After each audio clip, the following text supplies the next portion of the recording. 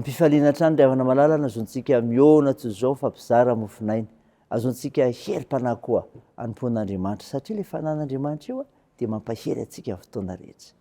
Ao aminareo ny fahasoavana sy ny famindram-po ary ny fiadanana avy amin'Andriamanitra raitsika sy Jesosy Kristy zanak'indray amin'ny fahamarinana sy ny fitiavana.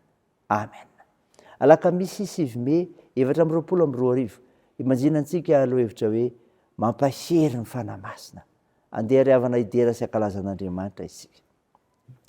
Andriamanitro, tafatoetra ny foko, ny fanahiko ny hira sy ankalaza. Mifoaza riva lisy lokanga, ifo maraina koa aho. Ideranao eny amin'ny fiainana maro aho Jehova, ary ankalazanao eny amin'ny jetilisa. Fa lehibe mihoatra ny lanitra ny famindramponao, ary mipaka eny amin'ny rahona ny fahamarinanao. Misandratany ambony lanitra ianao Andriamanitro, ary ety ambony tany rehetra ny voninahitrao. Amen.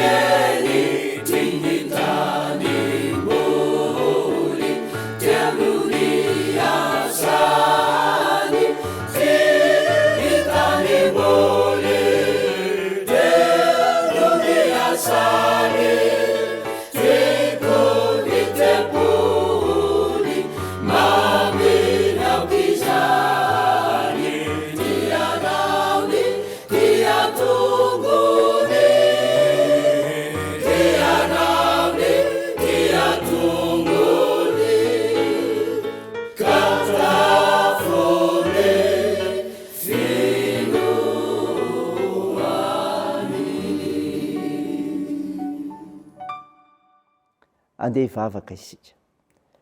Ry Jehovah Tompoandriamanitra io, Andriamanitra ny fanantenana ianao, ary mitarika sy mampandresy ny olonao koa. Midera sy mankalaza ny anaranao masina izay, mivavaka aminao. Tompo, manoloana ny fahalemenay, dia mangataka amin'ny famindramponao izay, mamindrafo aminay ary mamela ny elikay. Hafao izay, feno ny fananao masina izay, anazavanay amin'ny fanambarany teninao, ziovakina aminay, amantaranay ny sitraponao Andriamanitra. Naran'i Jesosy Kristy, zanako ilay mpamonjy anay, no angatanay sy anaovanay izany mivavaka izany. Amen. Ny mifinainao antsika amin'ny teny ity ry havana malala, dia hitanao ny filazantsara araka amin'ny Marka. Marka 9:20, ny 7:20 sy 20. Mivahaka toy izao anaran'i Jesosy. Ary Jesosy Tompo rehefa niteny taminy dia nampiakarina ho any an-danitra ka nipetraka eo ankavan'Andriamanitra. Fa izy ireo kosa dia lasaka nitory teny eny tontolo eny. Ary ny Tompo niara-niasa taminy ka nanamarina ny teny tamin'ny famantarana izay nomba azy. Amen. Ray Masino, manamasinanay amin'ny fahamarinana, ny teninao ny fahamarinana. Amen. Ry havana malala, ho aminao neny fiadanana, ary tombo mandrakariva ao anatinao izany, ny amin'ny fandraisanao an'Andriamanitra, ilay fanahy masina pampahery ao anatinao. No finaina vakina tamintsika teo ry havana, ka enitsika Marka 9:20, ny 7:20 sy 20, izay milaza ny andro ny akarana. inona ny tsara ho fantatsika ho fahatsiarovana ny andro ny akarany tompo tany an-danitra toy izao. Zava-dehibe ry havana ny fahalalantsika ireto. Fanantenana lehibe ho antsika izany. Fanantenana lehibe ho antsika izany. Tsy mahay mananatra ny tenany sy miakatra ho any an-danitra ny olombelona. Izao fiakaran'i Jesosy ho any an-danitra izao dia fanantenana lehibe ho antsika satria sady ny fahatanterahany fampanantenana meny izany. Kristy dia mahazo fitsaharana sy fahasambarana feno noho izy miray tanteraka amin'ny rainy. Mpialoha lalana, anamboatra fitoerana ho antsika izy ary tsy izany ihany fa izy mihitsy no lalana izay rehetra miray aminy dia manantena fa hiditra any amin'ny fanjakan'Andriamanitra, hiara-tsambatra aminy ao amin'ny fiainana marak'izay. Ka iny izy lasa ho amin'izany. Ny andro ny akarana andraisana ny fahefana rehetra koa. Andraisana fahefana rehetra koa. Ny fipetrahana eo an-tanana ankavan'Andriamanitra, 120 tapa faharoa, dia manambara fa nandray ny fanjakana sy ny fahefana rehetra any an-danitra sy ty an-tany Jesosy Kristy. Ary izany fahefana izany dia fahefana hitondra izao rehetra izao ankehitriny sy tsara amin'ny ho avy. Izay mino azy koa dia indray io fahefana io ka nananjara ny voninahiny sy ara-manjakana. Ny andro ny akarana hiandrandrana ny fanamasina. Hiandrandrana ny fanamasina. Amin'izao andro ankehitriny izao ry havana dia tsy hita maso ny fanjakan'i Kristy fa miasa amin'ny alalan'ny fanamasina kosa izy. Tanteraka ny asa-pamonjena maniraka ny fanamasina Jesosy Kristy mba hiara-miasa amin'ireo mpianatra ny 120. Amin'ny alalan'ny fanamasina hitondrany sy iarahany miasa amin'ny fiangonana sy hanjakany amin'izao tontolo izao ho fanambarana ny vaovao mafaly momba ny asa-pamonjena izay efa vitany. Mandra-piaviny amboninahitra indray. Ry havana malala, fanantenana lehibe ho antsika izany ny amin'ity andro ny akaran'ny tompo ity, mba azontsika maneho ny fitiavan'Andriamanitra antsika. Raisy izany ry havana, ho voninahitra Andriamanitra. Andeha hivavaka isika. Tompo, misaotra ny mofinainany meno anay izay milaza ny fahatsiarovana ny andro ny akarana, ka ahalalana ny fanantenana lehibe ho anay, ka andraisanay ny fahefana rehetra hiandrandrana ny fanamasina. Tompo, mamelaka manokana ny tokantranonay aminao izahay, ho tarihinao ka ianao no miara-manapaka sy mandidy aminay ary anam-pahefana amin'izany. Eny anjaka ihany koa fananao masina, ka anehoanao ny fihavananay ho tahaka anio aminao Kristy, ka anatanterana ny fanekena ary mitondra ny hery ho anay.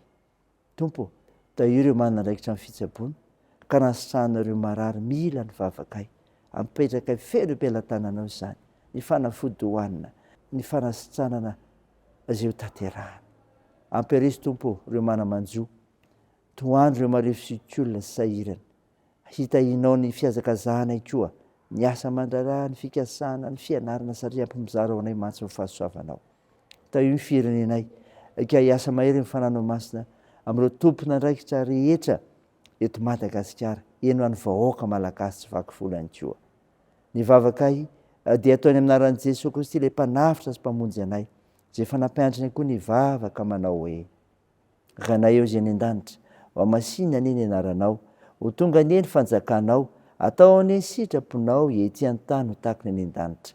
Omeo any anio izay anona sahaza ao anay, ary mamela ny helikay tahaka ny namelanay izay melika taminay, ary aza mitondra anay amin'ny fakapanahy, fa manafahanay amin'ny ratsy, fa hanao ny fanjakana sy ny hery ary ny voninahitra marak'izay. Amen. Raisa fotoana ry havana nitsodrarana tolotra anao amin'ny anaran'i Jesosy Kristy.